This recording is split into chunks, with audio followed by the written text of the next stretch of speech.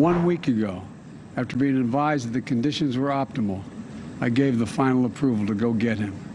And the mission was a success. None of his family members were hurt, and there were no civilian casualties. If you're just sitting it down for the evening and reading in on the news, that was President Biden today announcing a huge victory in the fight against terrorism and what could also prove to be a huge victory in his fight to stay in the Oval Office. The president's overall approval rating sits at just 38%. It goes without saying he could use a big boost like this, the killing of Ayman al-Zawahiri, the father of modern terrorism, directly responsible for what happened on 9/11. This could be just what President Biden needed. Joining me now to help explain why this helps him out is Democratic strategist Kristal Knight. Kristal, thanks for joining the show. Thanks for having me tonight. So what does a win like this do for President Biden? And do you think it makes enough of an impact to really affect voters? Or is it going to come down to the economy, gas prices?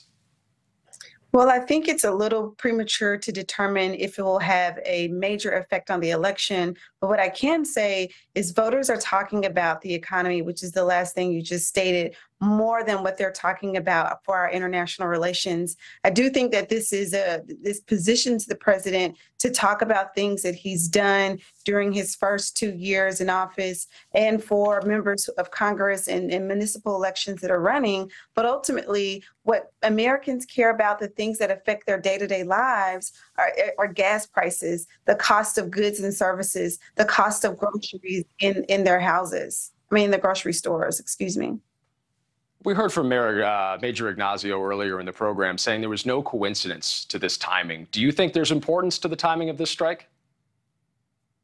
Well, absolutely. I think that what's important is that we're basically in the 100-day window tomorrow of elections. And so the closer and closer that we get to November, the more wins that this administration will begin touting. The question is it too late? Why hasn't this administration gone ahead and really highlighted the wins that they've had for the American public, the wins that they've had in trade agreements or any kind of international relations? And so the question is, does this make a big difference the closer we get to elections? Are these the kinds of things that Americans are thinking about as they head to the polls? I think that's a great question, Kristal. This reads to me like a demonstration of strength. We know that Russia is sort of testing our mettle in a variety of ways. China threatening Taiwan over the Pelosi trip. It doesn't seem like a coincidence.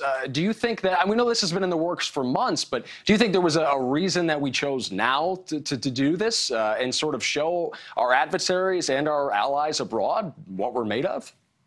Well, I'm not a foreign policy expert, but what I can say is just understanding policy and international relations is that there's really no perfect time to make a strike like this. And when you do have the optimal time, I think that, folks get in a war room and they decide what the best possible outcomes are, and they decide to pull the trigger. And so I would hate to say that this was done within this 100-day window, thinking about midterm elections. And I would like to think that this was the best optimal time to make this move, and the U.S. acted on it. Historically, what other methods do presidents go with that have poor approval of ratings and they're trying to improve them before the midterms or before re-election? What can they do? Well, I think what they can do is get out on the stump and talk about what they have actually done. And another thing that presidents do, particularly during midterm elections, they either talk about how the other side or the opposing party has either been helpful or hurtful for their legislative efforts. And so in this case, when we think about the Build Back Better bill, when we think about voting rights, when we think about the policing or the George Floyd Justice and Policing Act, those bills have not been passed, particularly because of, Republican holdouts. And so that's something that we would see this president and this administration do as we move closer and closer to November elections, because what they're doing is reminding Americans who has been supportive of, their day-to-day lives, legislation, policies that they care about, and who hasn't. And so you'll see the contrast efforts, you'll see the contrasting political ads begin to pop up on your TV screens in digital ads, just talking about the difference between the two parties and reminding voters who is in their best interest. Kristal, do you think that this is a distraction in some way from runaway inflation and an economy that's going to take some time to heal? We just saw a graphic a moment ago. 55% of Americans disapprove of Joe Biden's foreign policy. If maybe I can't give you $3 gas, I could take the #1 FBI's most wanted out. Is there a win to be had there?